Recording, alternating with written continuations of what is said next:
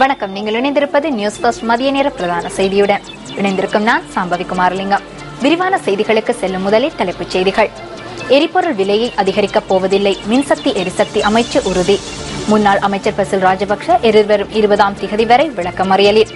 பிரித்தானிய பொதுத் தேர்தலில் வாக்குப்பதிவு ஆரம்பம், இலங்கையர் 3 களத்தில். இனி விரிவான செய்திகள்.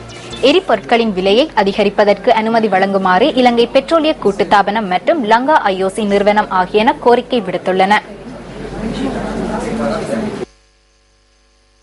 லங்கா ஐஓசி நிறுவனம் கடந்த காலங்களில் பல தடவைகள் இந்த கோரிக்கையை முன்வைத்திருந்ததாக மின்சக்தி மற்றும் எரிசக்தி அமைச்சின் செயலாளர் சுரேன் படகுட தெரிவித்தார். பெட்ரோலிய கூட்டுத்தாபனத்தின் சில உற்பத்திகளால் நட்டம் ஏற்படுவதாகவும் அவர்கள் அமைச்சுக்கு தெரியப்படுத்தியுள்ளதாக செயலாளர் சுட்டிக்காட்டினார். கோரிக்கை விடுக்கப்பட்டுள்ள போதிலும் எரிபொருட்களின் விலையை அதிகரிக்கப் போவதில்லை என சுரேன் படகுட கூறினார்.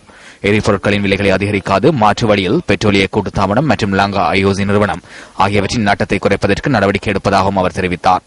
எரிபொருட்கள் தொடர்பில் விலைச்சுட்டணி தயாரிக்க உள்ளதாகவும் அமைச்சின் செயலாளர் குறிப்பிட்டார்.